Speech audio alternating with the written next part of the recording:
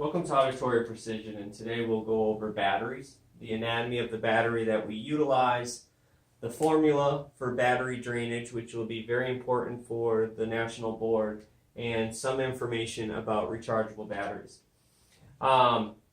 Just to go over some background, the alkaline battery is basically the better version of zinc carbon battery. And we still use alkaline batteries today, AA, AAA. But we also have zinc air and lithium ion, which is superior. They are able to hold about 5 times more energy. And zinc air is something that we utilize in our hearing aids, and that's what we'll mainly be talking about. Lithium ion is what is utilized in our laptops and cell phones. Now, just to go over the anatomy of zinc air, what we're doing is we have a layer of zinc powder that we're going to add oxygen to. And when it oxidizes the zinc powder, we basically get a current. And so if you've noticed, your batteries will always have a sticker on it. And the sticker will basically block the vents that will allow oxygen in, because once that starts, it does not stop. And so another thing that you might hear, and it is true, is that if we leave the sticker off for about a minute before we utilize it, some of the oxygen will accumulate and we'll get longer lifespan of the battery. The powder, however, used to be mercury. We've had this technology since the 1930s. We utilize mercury. And in 1970, we realized that we could also do it with zinc. Because mercury was worse for the environment, they were hard to dispose of, in 1996, a law passed saying that it had to be mercury-free, and now we strictly have zinc. What we'll have here is a buffer that will separate the oxygen from the zinc powder. So when it does oxidize, it does it at a certain rate. And the other thing is we'll have an anode cap up here and a cathode cap down here. Now, cathode is negative and anode is positive, but it's just the cap that they're talking about. And what you'll notice is that the flat part of the battery is our positive side, and the one with the ridge is our negative side. And that's a little bit of the anatomy of the zinc air battery.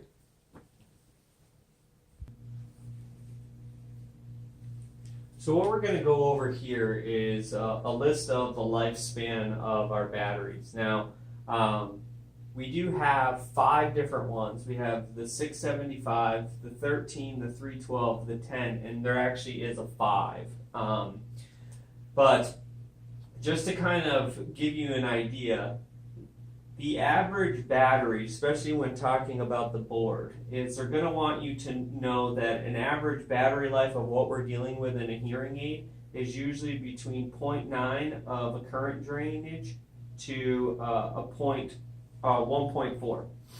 And so here is the milliamperage hour is 640 for the 675. You can see that there's only 180 for our 312, which is our most popular. And this is the hours of life that you will get. What I put here is that you can see for our 312, this is about 8 days. And for our number 10, this is about 4 days. So this is the average of what we're really kind of seeing when we're using these 2 very popular batteries in hearing aids. And so what you might get on the test is something that the battery is putting out a current drainage of 2.8. Well, that's a problem because the hearing aid shouldn't be doing that, and therefore it's something that would be considered battery drainage issue and would need to be sent back. Now, this is something that we're talking about perfect conditions. The things that can change this is temperature. If the temperature goes down, the voltage will go down. So if you have a patient that works outside in the winter, say up in New England, they're going to have less life of their battery. The other thing is altitude. People in Colorado, as we go up in altitude, the oxygen comes down and we're going to lose some of our lifespan. But this is probably the most important thing that we're going to talk about, and this is the formula that you need to follow. So basically, say what I'm dealing with here is that I have a milliamperage per hour of 145. Say this was the example that I was given here. What I'm going to do is divide that by the hours that I'm getting from it, and let's say I was getting 111 hours. By dividing that, what I will get is my current drainage. And in this situation, I end up getting 1.3 milliamperage. So this is my current drain. And this seems to be an average number. We're within here. I'm not saying that a battery can't run lower or higher, but for the national board, this seems to be our average. So if you're getting a number that's way off from here, you got to ask yourself what's going on.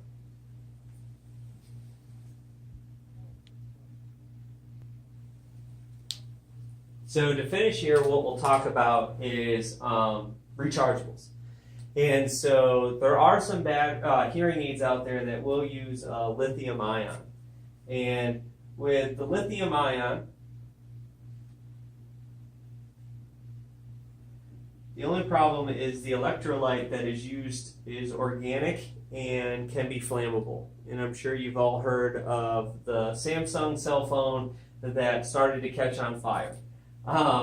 This does have to do with the battery utilized. It is easier to recharge, and it's expensive though to change the battery. And you'll notice some of the hearing aids that use a lithium rechargeable battery is something that can't be taken out. It's the same with the iPhone. You can't change the battery.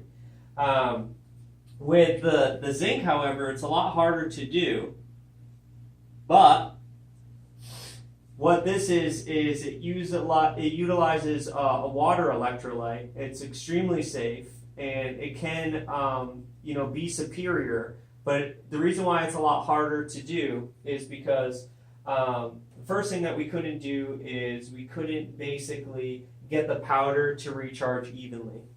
And so the zinc powder that we showed in the beginning, when we tried to recharge it, it wouldn't recharge equally. And what we would get is what they call zinc whiskers. They also call them dendrites. And it was really just hard clumps of zinc.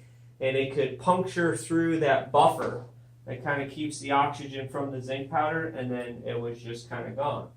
So when we first started to figure out how to be successful with the zinc air, the only problem with that is that we were using palladium as an electrocatalyst, and that was pretty expensive to do. So, okay, we could figure out a way to recharge zinc air, but palladium was not going to work. And so the reason why now we're becoming more successful is that we're utilizing nickel. We can also use cobalt, but nickel is pretty popular. And now we started to use silver. And silver is giving us even longer life. So this is really going to be the wave of the future. We're really going to start knocking out the lithium-ion rechargeable battery. Now, how this is basically going to work is that the zinc air rechargeable, adding a charger to this is going to basically bring an electric energy from outside. And what we're going to do is the negative and positive electron flow is reversed. And because it's reversed, it can again be discharged. And so it's that outside energy source from the charger that will be able to kind of reverse everything, discharge it again, reverse everything, and discharge it again. But you're going to notice that zinc air rechargeable batteries hopefully will become more abundant and therefore become more inexpensive for your patients.